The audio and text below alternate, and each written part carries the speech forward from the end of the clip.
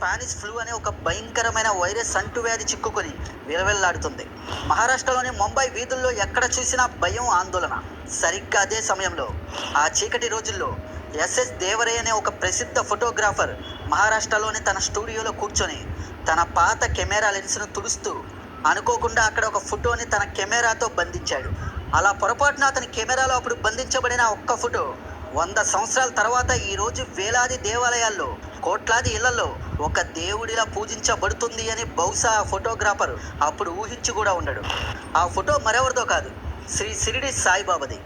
ఈరోజు మీరు ఏదైనా ఆటో ఎక్కినా, బస్సు ఎక్కినా, ఏ చిన్న టీ కొట్టుకు వెళ్ళినా, లేదా అంబానీ లాంటి కోటీశ్వరుడి బంగ్లాకు వెళ్ళినా చాలా చోట్ల మీ కంటికి ఒకే ఫోటో కనిపిస్తుంది.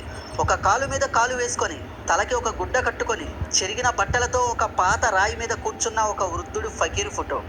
ఆయనే మనందరికీ తెలిసిన శ్రీ షిరిడి సాయిబాబా. కానీ ఒక్క నిమిషం ఆలోచించండి, అసలు ఈ సాయిబాబా ఎవరు, ఎక్కడి నుండి వచ్చాడు? ఆయన సాక్షాత్తు ఈ భూమి మీదకి వచ్చిన దేవుడా, లేక అద్భుత శక్తులున్న ఒక సిద్ధమైన ఫకీరా, లేక మ్యాజిక్ చేసే ఒక మనిషా? అసలు ఆయన మతం ఏంటి? ఆయన హిందువా లేక ముస్లిమా? ఒకవేళ ఆయన ముస్లిమే అయితే ఎందుకు ఎప్పుడూ ఒక వేప చెట్టు కింద కూర్చొని నిరంతరం హిందూ వేద మంత్రాలు చదివేవాడు? నుదుటిన కుంకుమ చంద్రం ఎందుకు పెట్టుకునేవాడు? ముస్లింలు ఎవ్వరు చేయని శ్రీరామనవమి వంటి పండుగను ఆయన ఎందుకు చేశాడు? పోనీ ఆయన హిందువా? ఒకవేళ హిందువే అయితే ఎందుకు ఆయన తన జీవితాంతో ఒక పాత ఇస్లామిక్ మసీదులో పడుకున్నాడు? ముస్లింలలాగా భోజనానికి ముందు ఫాతిహా ప్రార్థనలు ఎందుకు చేశాడు? ఆయన నోరు తెరిస్తే చాలు అల్లా మాలిక్, అల్లానే అందరికీ యజమాని అని ఎందుకు ఎప్పుడు చెప్పేవాడు? ఒక మసీదులో కూర్చొని దానికి కృష్ణుడి సామ్రాజ్యమైన ఆ మసీదుకి ద్వారకామయి అని పేరు పెట్టిన ఆయన యొక్క సైకాలజీ ఏంటి?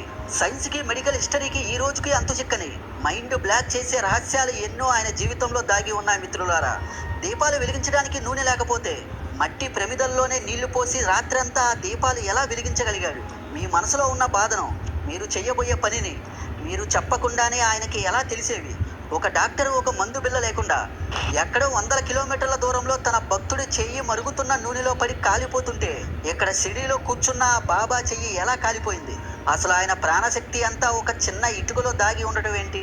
ఆ ఇటుక కింద పడి పగిలిపోగానే ఆయన ప్రాణాలు పోవడం ఏంటి?